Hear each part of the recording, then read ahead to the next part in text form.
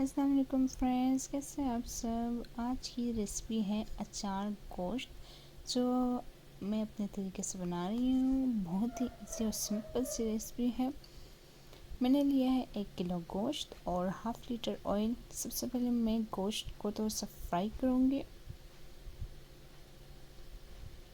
ये फ्राई कर लिया है। इसी ऑयल में हम डालेंगे 1 किलो टमाटर और थोड़ी सी हरी मिर्ची।